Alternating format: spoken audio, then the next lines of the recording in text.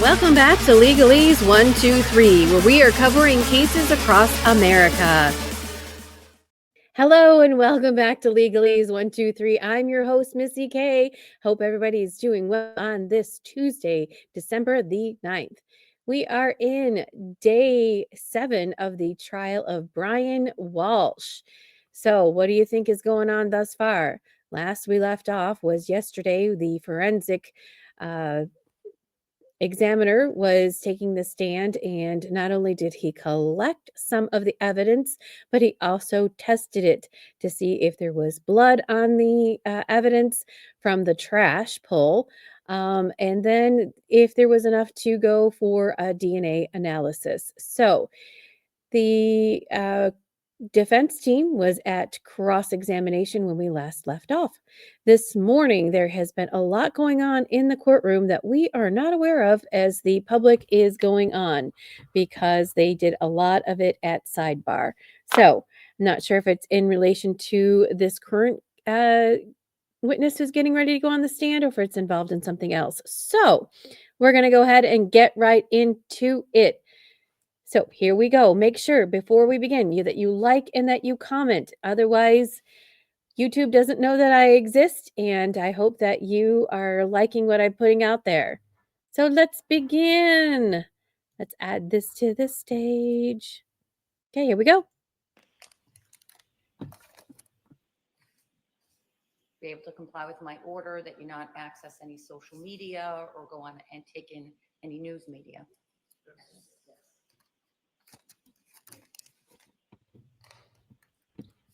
And you still all have open minds. Open minds. I do, to an extent. I mean, I want to see what the evidence is. Record, all jurors answering in the affirmative to all 4 questions. We can have the witness back on the stand.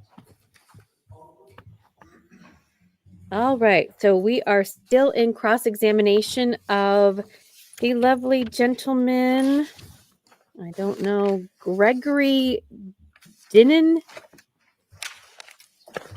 who was bringing in the forensic evidence and examining it and telling us that he had found blood or he hadn't found blood. Still under oath.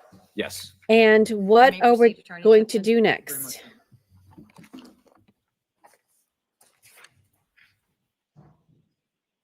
Good morning, sir. Good morning.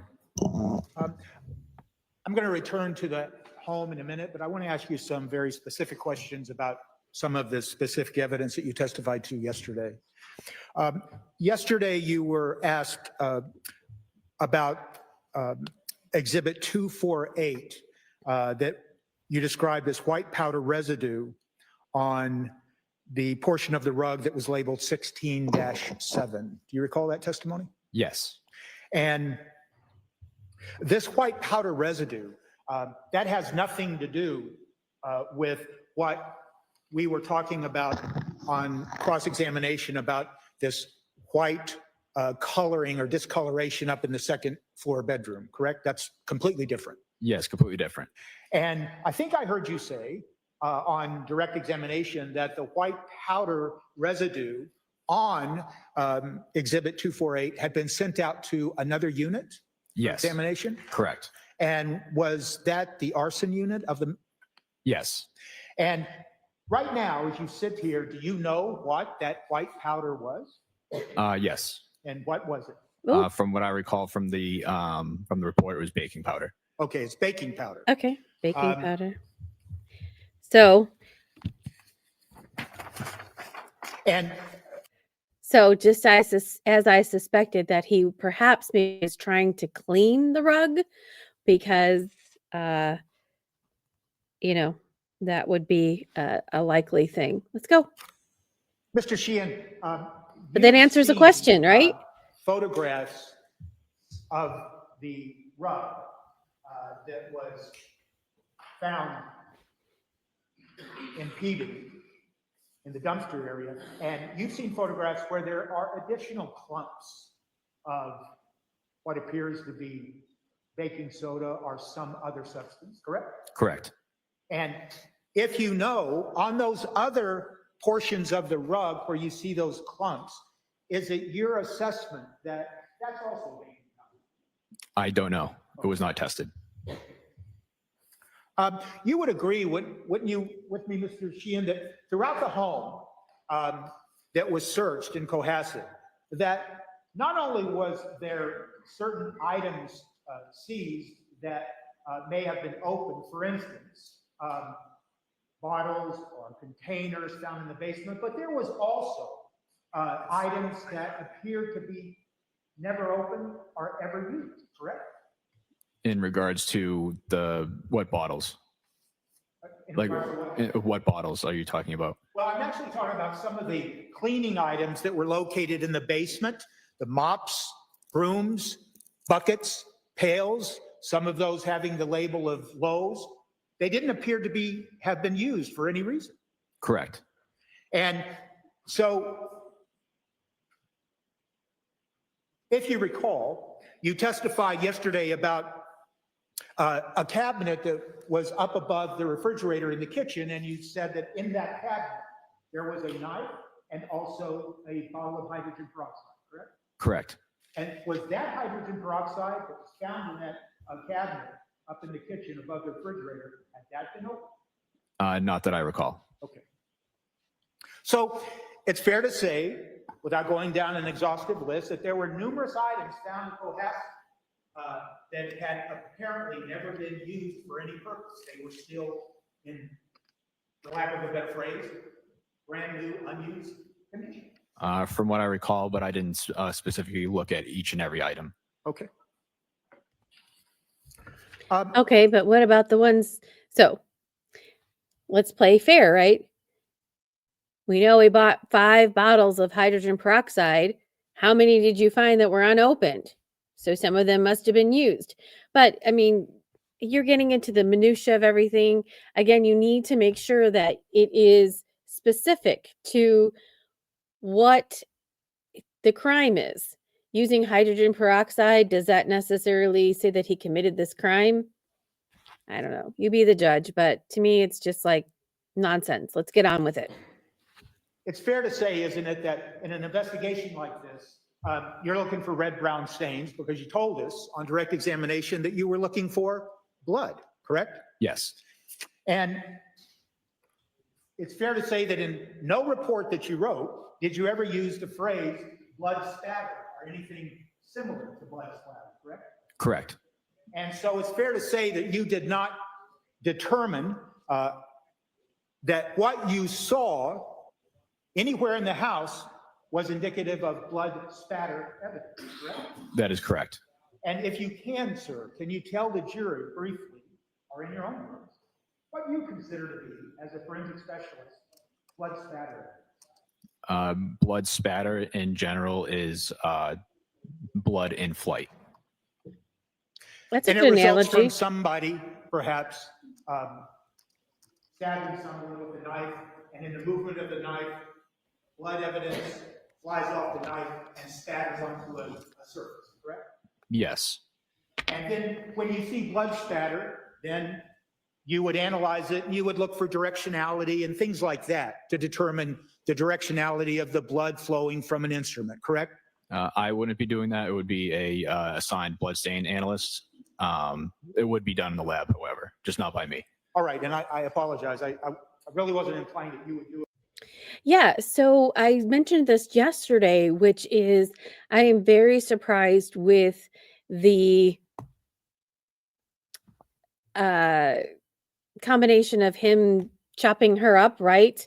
That there isn't more blood and that things seemed pretty contained, right? So something happened to her, it seems, and perhaps it was happened in the bedroom. We don't know that just yet. I'm purely speculating. Something happened to her in the bedroom. I'm thinking the strangulation thing because they started that. So something happened. She got strangled in the bedroom. There really wasn't much blood or anything from that. If there was, he cleaned it up. And then he took her to the basement, got all of his tools and stuff together, and then began the process of doing what he did. And in that process, he was, dare I say, careful. Oh, I hate to say that, but there isn't there doesn't seem to be a lot of that evidence. Now, mind you, if they didn't find the stuff in the trash, wow, can you just imagine what they then what evidence they would have against him? But here we are, they found it in the trash, so we go with what's been given to us. In describing what blood spatter is, you would agree that that's what some analysts that may examine biological evidence found at the scene, that they would analyze it in that way. They would look for directionality and things like that. Yes. And there was nothing in this home that you're aware of that could be described as blood spatter. That is correct.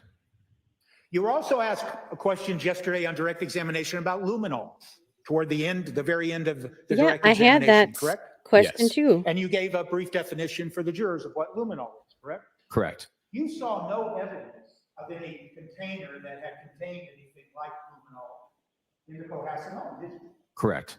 And in fact, you have no evidence that luminol was ever used in the home in Cohasset by anyone, correct? Correct.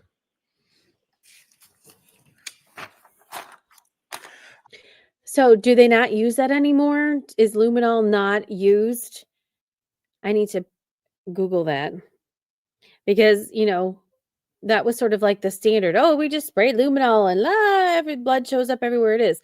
Now they use this LCV. I'm not sure exactly what that is. Maybe luminol might give some sort of chemical properties off that they can't then get the DNA off of. I don't know. I'll have to look it up. Or you look it up. I want to ask you something a little bit about this testing, the instrument that you used for testing. Yesterday, you referred to swab K in Exhibit 216, photograph 1066. If I could have, if you don't mind, Exhibit 216, Ms. Gilman.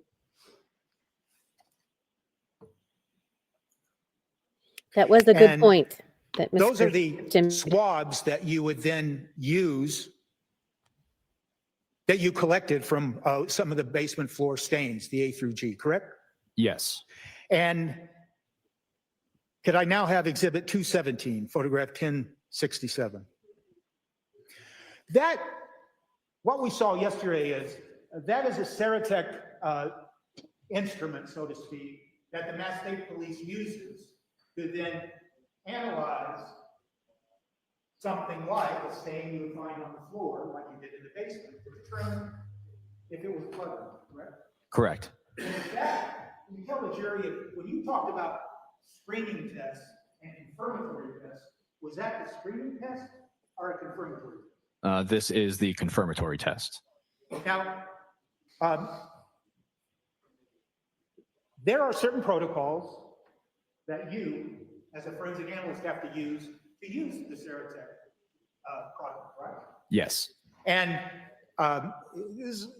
without going into it, I think it's fair to say, and you tell me if I'm wrong, whenever you use that instrument, you used it correctly, didn't you?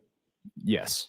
And you don't have any reason to believe that the results that you relied on in testing the biological evidence in this case, that the evidence that flowed from this Ceratec instrument was erroneous, correct? Correct. You would agree, wouldn't you, that these instruments are very sensitive, correct? Yes. And the protocols actually suggest in using this instrument that you shouldn't use a liquid that is undiluted because it may overwhelm the instrument. So you dilute it, correct? Correct. In fact, the sensitivity of the Ceratec HEM instrument that you used, by the way, HEM, H-E-M, does that stand for hemoglobin? It is I believe so. I'm not sure if it stands for hemoglobin or not. Okay. Well, let me ask you this. That is the substance of the blood that this testing instrument is testing, correct? Yes. And it's sensitive to the point that it can determine the presence of hemoglobin at the quantity of 20 nanograms per milliliter. That's what it says in the protocol. Okay, I'm sorry, I have to stop. I think he should know that, right? If you're using these instruments and you're getting ready to go testify on the stand, you should know what that is. Just my 2 cents. It sounds correct. I would have to review the protocol.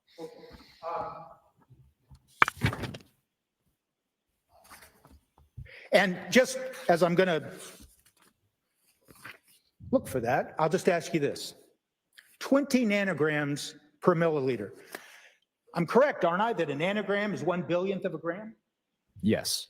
So 20 nanograms is simply 20 billionths of a gram, correct? Correct. That is, and I'm not a scientist like you, but that's a pretty small amount of substance, isn't it? Yes. It's something that you can't even see with just your plain old eyes, right? Correct. So it's fair to say that in checking this home for blood evidence, that you were using an instrument that if you swabbed an area of the home, you could detect the presence of hemoglobin if it only was there in the amount of 20 nanograms per milliliter, correct? Correct. And the only place in this home in Cohasset that you found anything of blood evidence of significance were those areas you told us about in the basement, correct? Correct.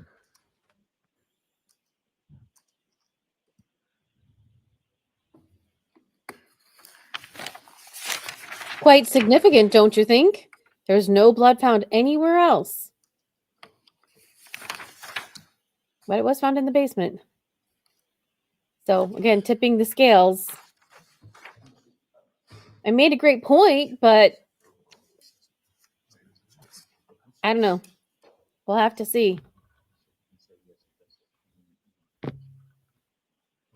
May I approach you? You may. You mentioned the protocols and that it sounded right when I said 20 nanograms per milliliter. I'm just going to show you page 2 of the protocols. Just ask you to read it to yourself. And after having done that, if you could just look up and tell me you read it.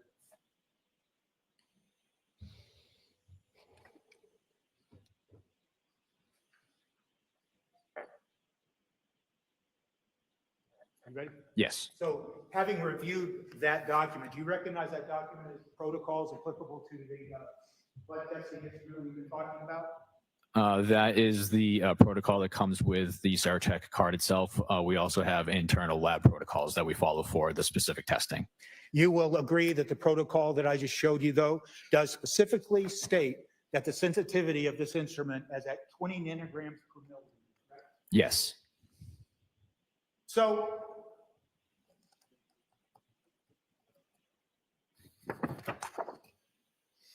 when you collect biological evidence at the scene at Cohasset, you're not trying to quantify what it is you're finding, correct? Correct. So it can be a very tiny amount, correct?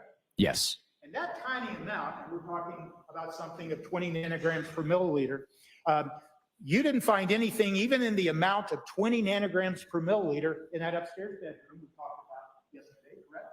Correct. And it's fair to say as we moved through the house, we didn't find anything, a minuscule amount of biological evidence of hemoglobin on the stairway, correct? Correct. Nor did you find it in the living room area that you examined, correct? Yes. Yes, no, you did not find it. Correct. That's fine, it's my fault. And you did not find it anywhere in the kitchen area, correct? Correct.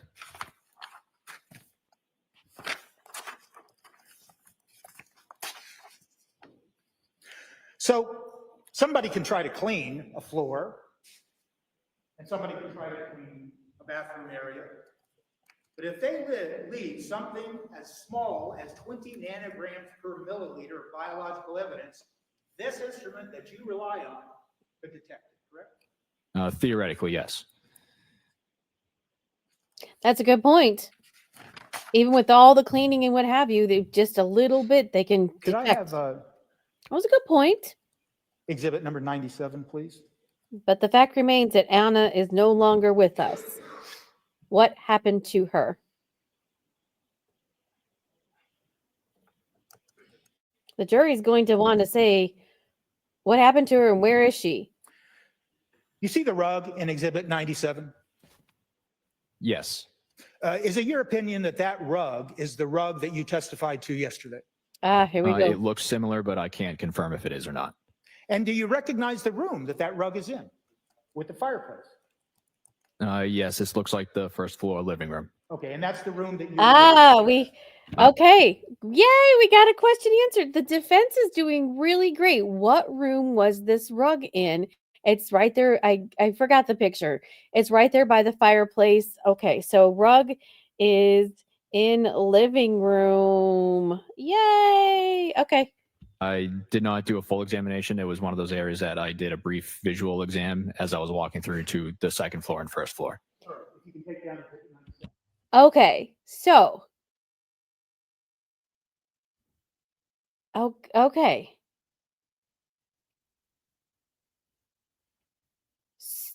Okay, sorry, my mind now is swirling. So did something happen to her in the living room and he cleaned up well enough that he took the rug downstairs? Like how did the blood get on the rug? That's my ultimate question. Now I answered one question. Now I got another one. Okay, let's keep going. Thank you, Ms. Gilbert. In any event, when you went into that living room, whether you made a cursory inspection, and no one told you could only spend a little bit of time in the living room, that's fair to say, right? Correct. You could spend as long as you needed to find whatever it was you were looking for, and that was blood, right? Yes. And you could have torn up the floor in the living room like they did up in the second floor room if you had any reason to believe that there was blood or biological evidence in that living room, correct? Great Correct. point. And you could Great look point. for what we just talked about, the blood spatter evidence on the fireplace that you see in Exhibit 97. You could do all those things, but what happened was when you went to the living room, you saw nothing that gave you pause to look at that room for biological evidence other than walking through it, looking, and then moving on to another area, correct? Correct. And Great point. that rug that is seen in Exhibit 97, lying on the floor, there was simply no evidence on the floor area in front of the fireplace that there was any biological evidence of any significance. And when you, right, let me cut that off, right? Correct. And when you were examining that area, was that on January 9th or January 8th? January 8th. So when you were examining that area on January 8th, that rug wasn't there, was it? Correct. So that entire floor was in plain view, wasn't it? Yes. And it'd be pretty easy, wouldn't it, for you or any one of your colleagues to examine that particular area of the floor to see if there was any biological evidence on the floor where that was.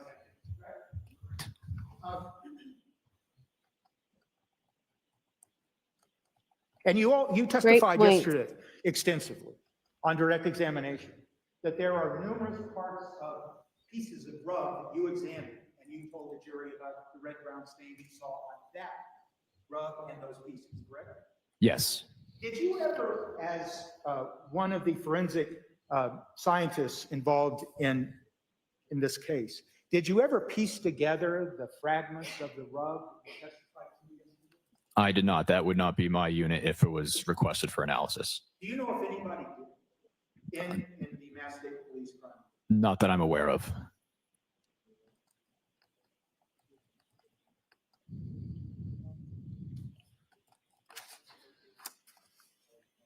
I want to turn your attention now briefly to the knife that you testified to yesterday that was found in the cabinet above the refrigerator, okay?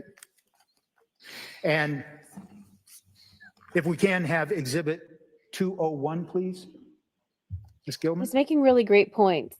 So I'm thinking maybe Once something again, happened to her in the living That's room. the cabinet, correct? Maybe he rolled her up in the Yes. rug And and inside took her that cabinet, you downstairs. found a knife, correct? Correct. And inside that cabinet, we see various items, including boxes, what appears to be bottles of hydrogen peroxide. Yes. And we also see can you tell the jury what they see in the right side of Exhibit 201, another container with a red label and white lid on it? That is hydrogen peroxide wipes. Okay. And were those wipes also in apparent brand new condition? They hadn't been opened? Don't recall. Okay. Could we have Exhibit 202, Ms. Gilman? And If I may, do you know, Mr. Sheehan, if then when someone was taking this photograph, if that is the exact condition of how the knife was found? Yes, it is. And that was after someone removed, and I say someone like one of your colleagues, they removed that bottle of hydrogen peroxide and those wipes. Yes. You told us yesterday that there was a screening test conducted on that knife, correct? Yes. But there was no confirmatory test, correct? Correct. It's fair to say then that you, as you sit here today, you can't tell us whether whatever you characterize as screening test results as possible blood, you don't know if it's blood or not. Do you? That is correct. And since you didn't do a confirmatory test, you certainly can't tell us that it was blood, correct? Correct. And you told us that on item number 1-8, which is the knife, exhibit 215, that you otherwise didn't see any visible stains, correct? Correct. So is it fair to say, if I understand your testimony from yesterday, that on this knife that was found above the refrigerator, you neither saw any visible stains, red blood stains, and you don't know what it was on the preliminary screening test, whether it was blood or not, correct? Correct. It was only a screening test positive. And if you know, Mr. Sheehan, that sample that you collected from that knife was never subjected to any further testing. Correct. So there is no evidence whatsoever that that knife had any biological substance on it, like blood at all, right? Aside from the positive screening test, no. But the screen test doesn't tell us it's blood. That is correct. Did they send the knife out for DNA though? If I could have I don't Ms. Quillen know. exhibit 208. Sounds like no. Yesterday, you see that photograph, Mr. Sheehan? Yes. And you described that as the bottom basement step in the Cohasset home, correct? Correct. Do you know how that step came to become broken, or however you want to characterize it? I was notified that someone, when they were doing a preliminary search around the house, had stepped on it and it broke. Okay. And so you don't know if it was cracked before that person you just described actually then completely broke. I don't. You have no idea, as you sit here today, what condition that stair was in when it then thereafter was reported as being broken by, I'm just going to say, one of your colleagues or one of the Mass State Police people? Correct. But you did say that there was a blood stain that's indicated there on the bottom piece of wood lying on the concrete floor. It was a red-brown stain. I did not do confirmatory testing in the lab on this one. Okay, so we don't know if that stain is indicative of blood or not.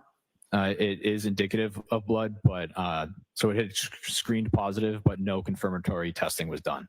Okay, but you can't, it could be blood though. Yes. Okay. Another piece of damage that Brian Walsh's mother has to pay for in the house.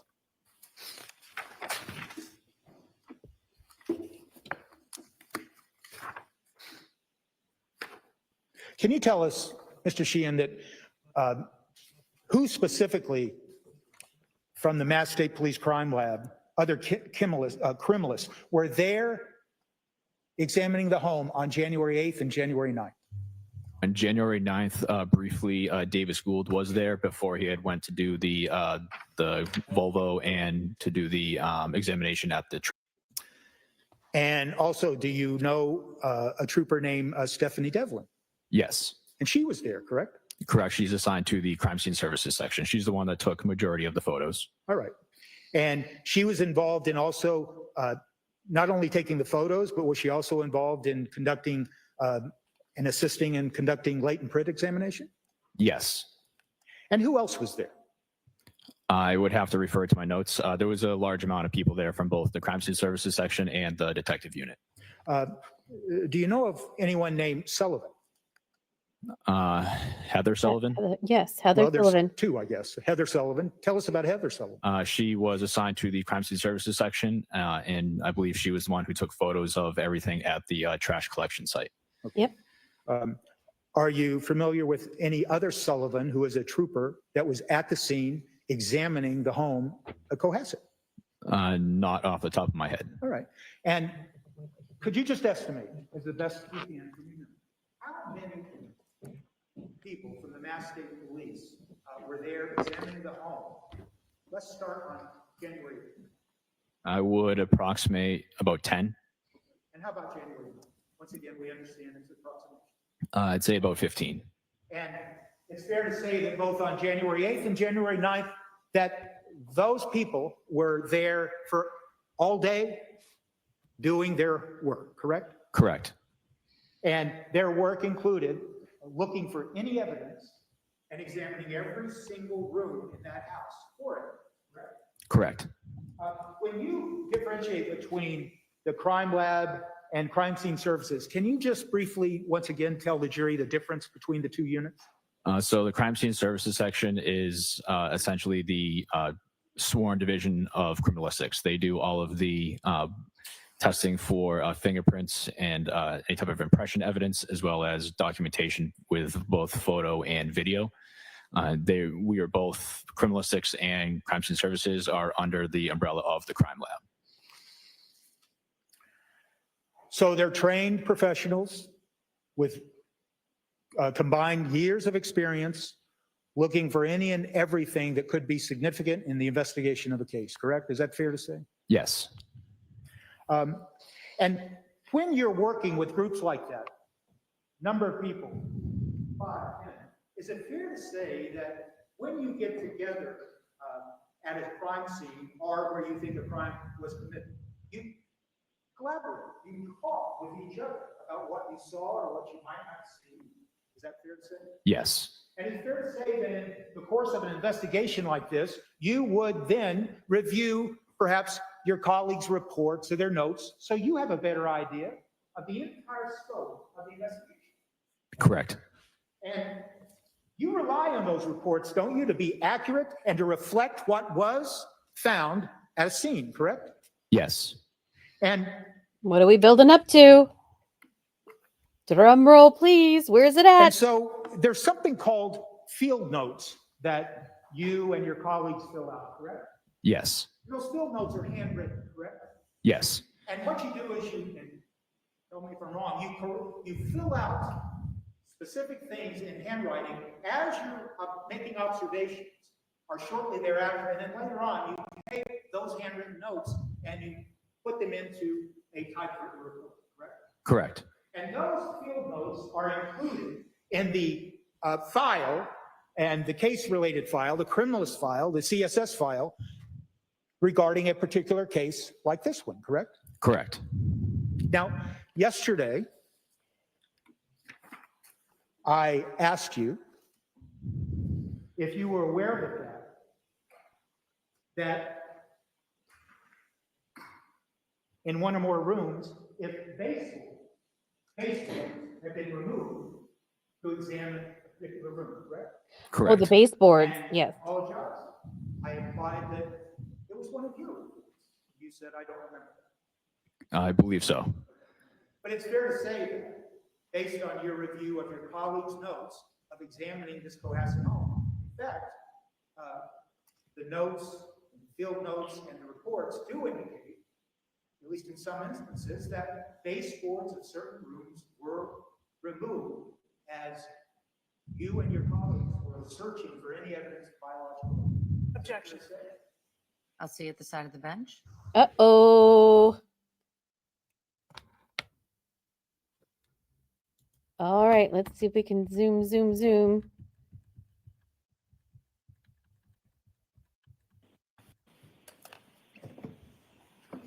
Uh-oh. Did he lose? Looks like he lost.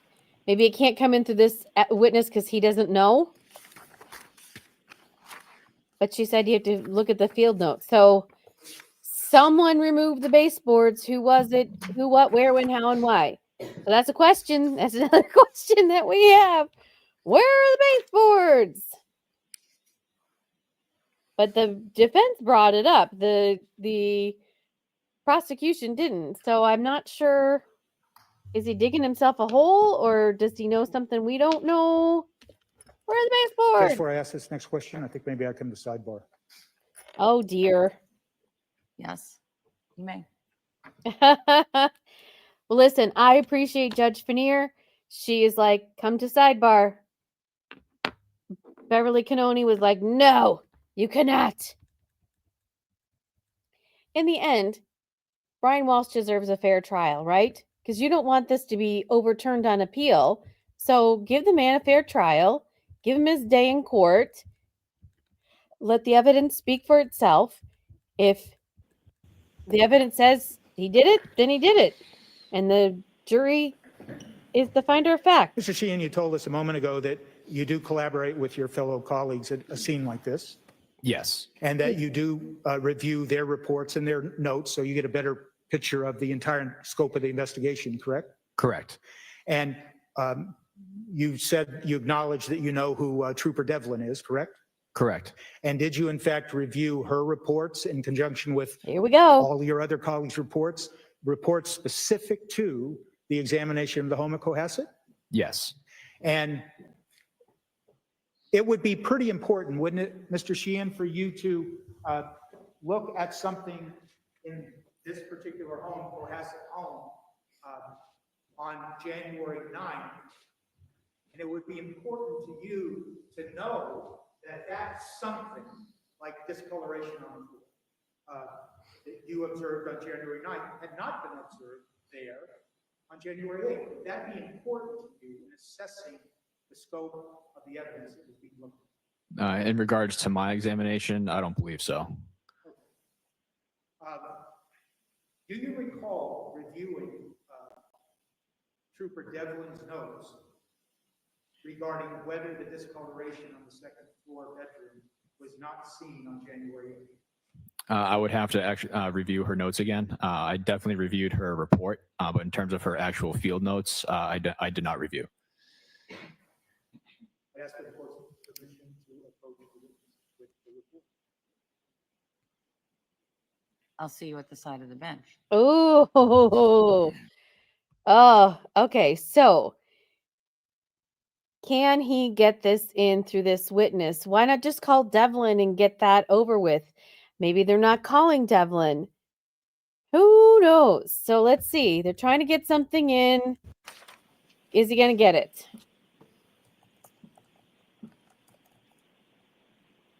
Let's see. Okay. So. Oh, Larry.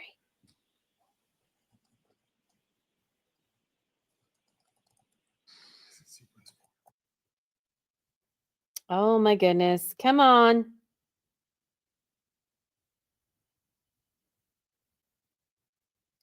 Didn't you see that at sidebar? All right.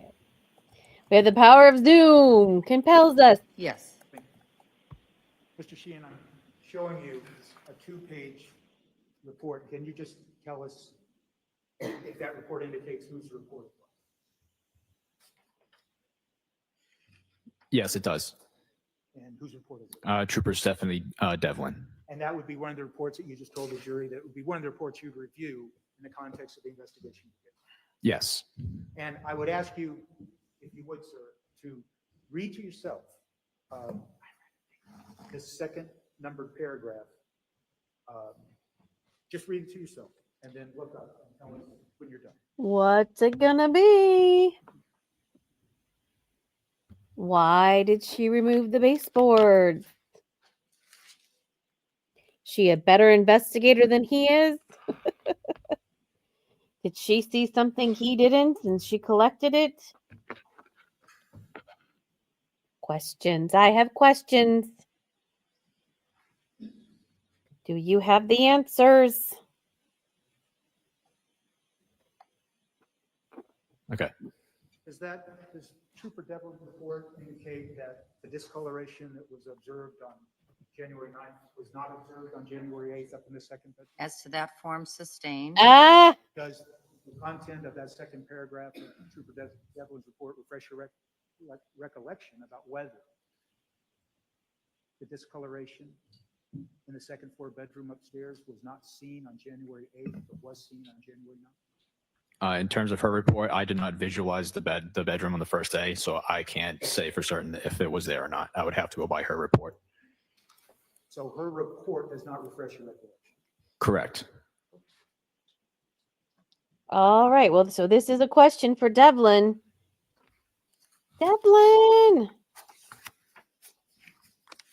All right, baseboards.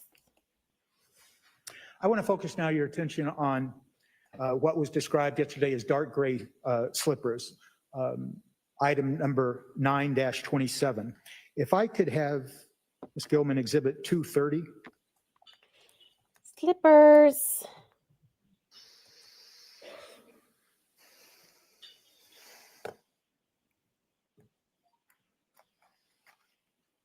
You recognize that, don't you, Mr. Sheehan? Yes. And that is an item that has been marked as 9-27. That is correct. And you described for the jury yesterday that there was red-brown stains on both sides, correct? Correct. Top and bottom, correct? Yes. And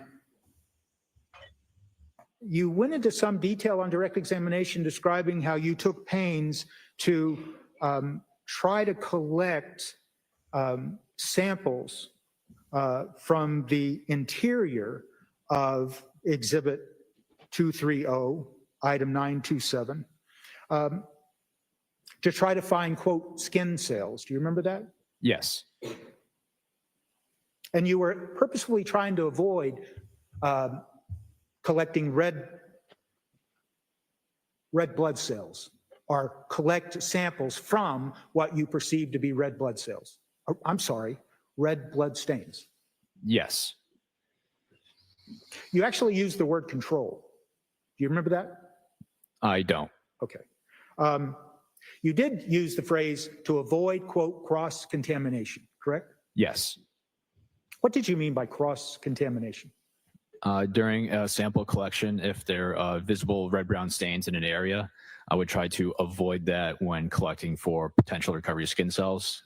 Knowing that these red-brown stains could be potentially blood, I wanted to avoid combining a skin cell collection with a blood collection. And what was the purpose then of trying to collect, quote, skin cells, epithelial cells? The skin cells themselves would help identify a person who would have been using the item or wearing them, how they would normally be worn. And you have no direct knowledge of how, of who these slippers are, do you? I don't. And you have no direct knowledge how any of the red-brown staining came to be onto this exhibit 230, do you? I don't. And do you in fact know, Mr. Sheehan, exactly where these dark gray slippers were found? I don't recall which trash bag, but they were recovered from the trash collection site. And so do you know what specific bag these slippers were found in? No, I don't. And I'll just ask this, we understand.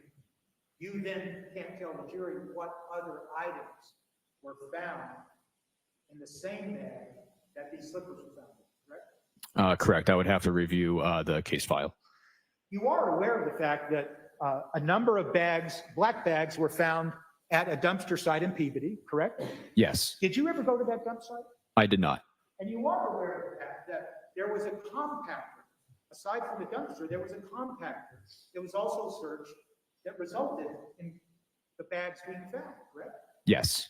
And a compactor is different than just a dumpster bin. It's a compactor that pushes items and condenses them into a smaller physical size so it can collect more trash or garbage or debris, correct? Correct. So it's fair to say, isn't it, that when you're concerned for cross-contamination, and you were taking pains, as a forensic analyst would, to try to avoid cross-contamination, it's fair to say that when things are put into a bag and compressed by a compactor, they are pressed together with whatever else is in that same bag, correct? Objection. Oh, Overruled. yeah. Correct. And so when they are pressed together in a compactor, they are pushed together and they can then be cross-contaminated, correct? Objection. You can answer it. Yeah, he can answer it. Correct. And so when you look at these items as a forensic analyst, and you did so, when you see something like hair that may have been attached to an item like the slippers, you have no idea if that hair was on the slipper when it was put into the bag, or if it came to be on the slipper because of the compression that resulted from being compressed by compact. That is correct. So I guess the question, the next question is this. When we look at these photographs of various pieces of evidence, like these gray slippers, the dark gray slippers, and other pieces of evidence that you look at, the photographs are not representative of how that item may have appeared before it was placed in the bag, correct? Correct. As to that form sustained. Yeah, he can't answer The that. photographs do not depict how an item.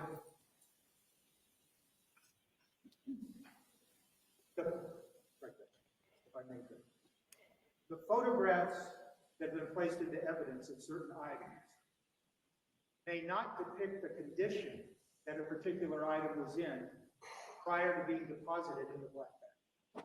Correct.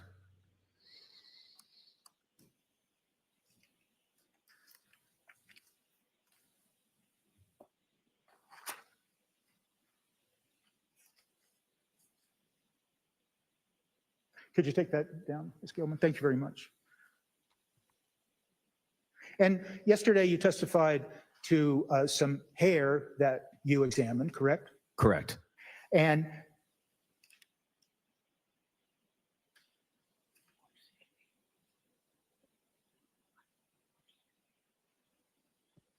with regard to Exhibit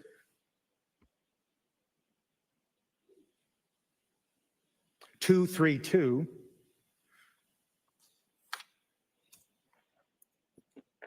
you examined 2 of the hair fibers that you found, correct?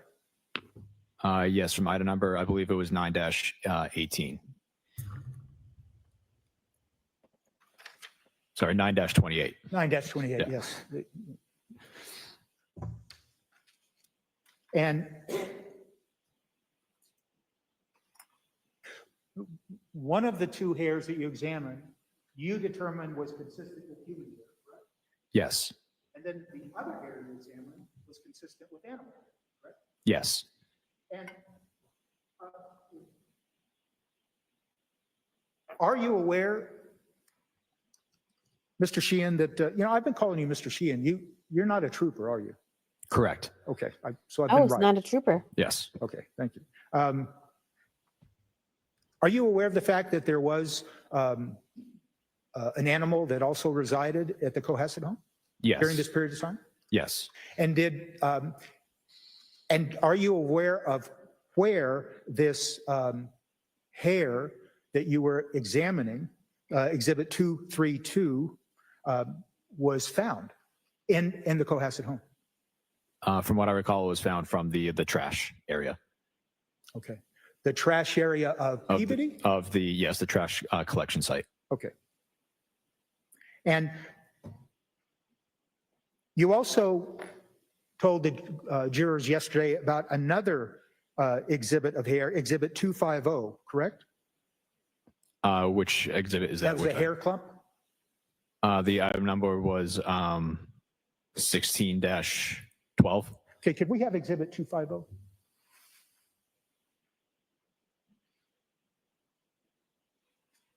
Tipton's making some good points. Is that It's taking a little bit the long item to get 16-12? there, Yes. but he's And getting that there. would be Exhibit 250? Yes. And the hair found in this exhibit, what is that substance that we see in the photograph? I do not know. So it was never examined. No. And of course, it'd be very important to determine if that substance that we see in this exhibit, if that substance that the hair rests on was skin tissue or anything of the sort.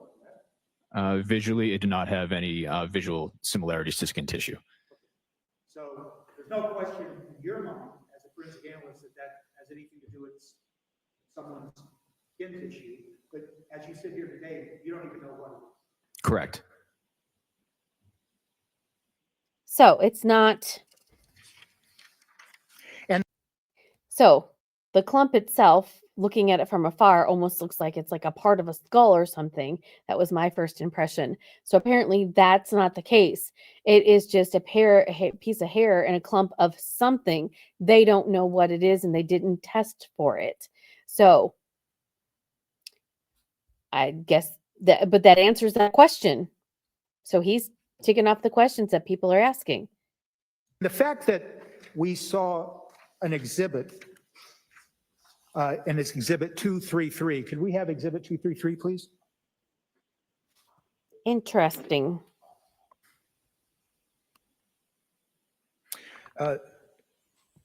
This exhibit was indicative of exhibit 232, and it's the hair that you described as consistent with human hair, correct? Correct. And it's the root section, correct? Yes. And you'd agree, wouldn't you, that a hair that contains the root, that hair falls out naturally, correct? Yes, it does. And there's nothing to indicate nefarious about the fact that there is a root attached to this hair? Correct. It's just the fact that when you examined this, you examined it with the protocols that you use, and you made a determination based on its structure, as the term you used, that it was consistent with human hair, correct? Yes. When you use that phrase, consistent with human hair or consistent with animal hair, what you're saying is you can't say positively that it's human hair, but it's consistent, correct? With this root, you can confirm it's a human hair. If it did not have a root, it would have to be consistent with. Okay. That's a great analogy. Nothing nefarious if you have a root. With regards now to Welcome back to Legalese 123, where we are covering cases across America. All right, sorry about that. Had to pause, had a family emergency, had to take care of. We're going to start back up again. Here we go. that you testified to yesterday, and I'm talking about the hacksaw and the hammer and things like that, correct? Yes. All of what you told this jury, you were repeating all of that is, it's fair to say that you're unaware of exactly where those tools were found, other than they were found in that compactor dumpster area, correct? Correct. And as you sit here today, you're not sure what particular bags those tools were found in, correct? Correct. And so, even though you detected the presence of red-brown stains and determined that some of those stains had hemoglobin in them, you can't tell the jury how that biological evidence came to be on each and every one of those tools. You just can tell us there was biological evidence in those tools, correct? That is correct. And once again, the biological evidence that you detected on those tools could have been on any one tool or more, could have been deposited as a result of transfer, correct? Or, as you called it, cross-contamination, correct? That is correct.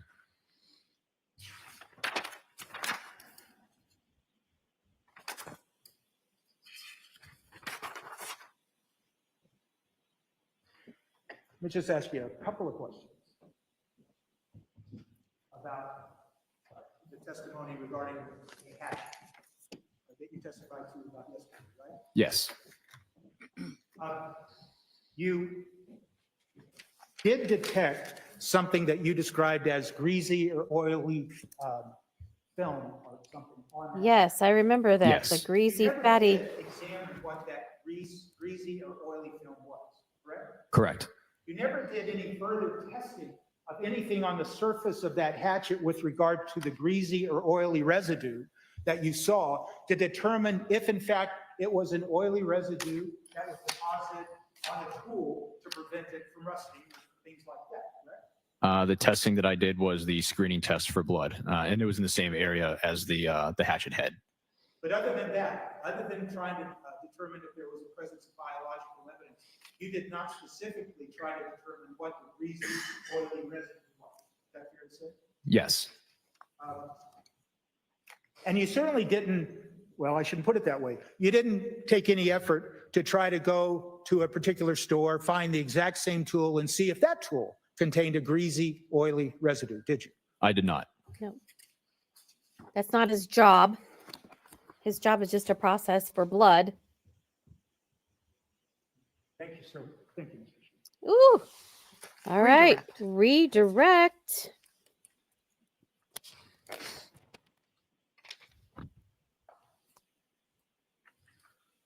Mr. Sheehan, do you test all areas of a potential scene?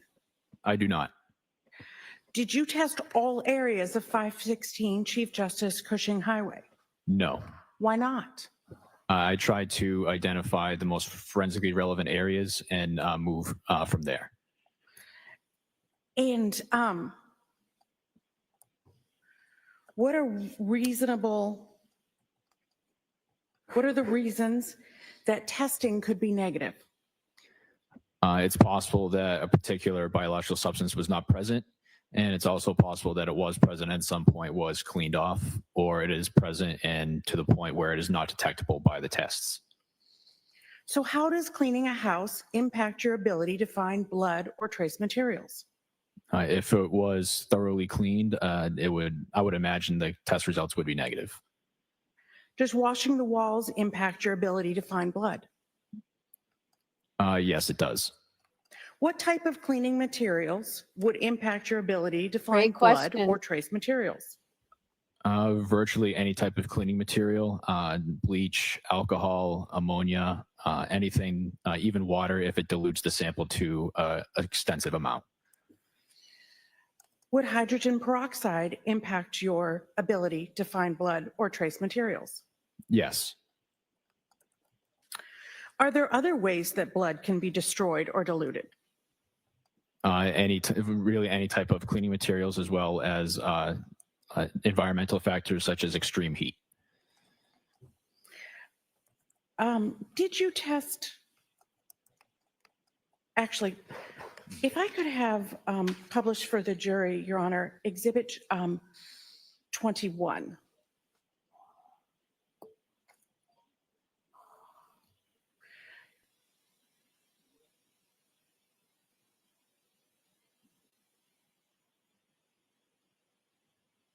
Well, that's not the right exhibit.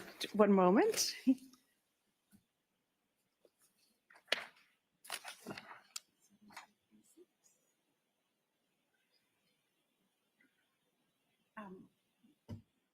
Skimmon, we're looking for 7236. Photo 7236.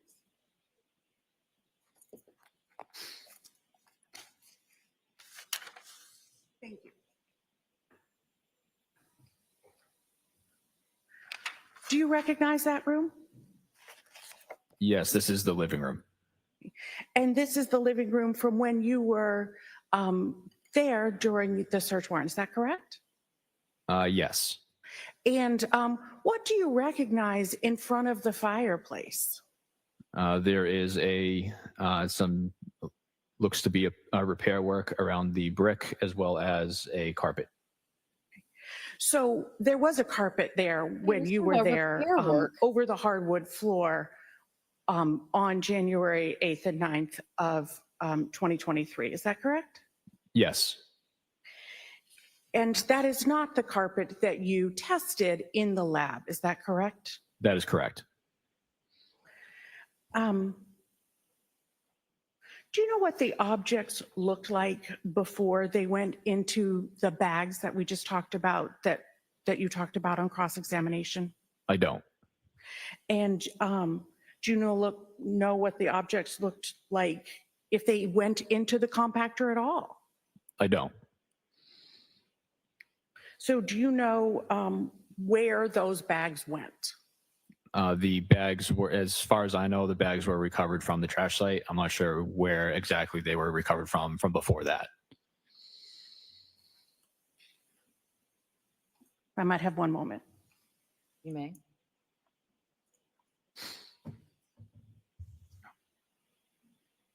Thank you very much, Shauna. Any recross? Just a couple of questions. When you looked at Exhibit 21 just now, you said you could describe that fireplace as having what looked like repair work, right? Yes. Right. Did you examine it? I did not. So how do you know? Why did you make that agree statement? Also, what's depicted in Exhibit 21 could be foam that's taped around the fireplace to prevent a small child from Right. hitting their head on the corner of brick. Would you agree with that? Yes. Thank you. Thank you for clarifying that. The witness may step down. All right. So there we go. We're going to do these in short segments because I think that's the best way. All right. So at the end of the testimony of Mr. Sheehan, he has made a lot of great points, tested a lot of articles that were found in the home, as well as, well, not articles, but he found blood spots in the home, mainly in the basement, tested swabs for them to see if they were blood, then collected some and sent them out for DNA testing. Just remember that not everything that they sent out for DNA testing will be tested. Remember, he said that everything would be backed up if they did that.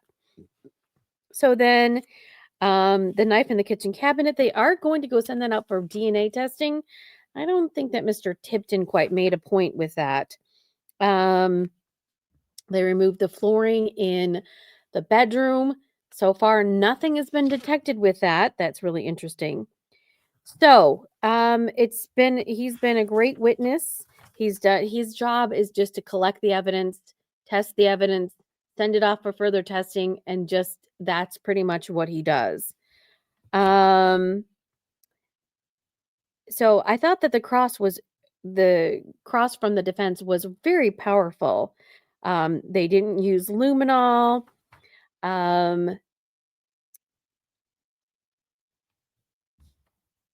The bags that they found were in the actual trash compactor, and that Tipton alluded that the slippers could have been cross-contaminated by being smushed with the other, perhaps, blood articles in the trash. So therefore, that's how the blood got onto the slippers. We don't know how the blood got on the slippers. So that is where we're going to leave off for this witness. So make sure that you like and subscribe. We're going to do these in segments as we can so I can make it shorter for people. So we're going to end this one and we're going to start back up with the next witness.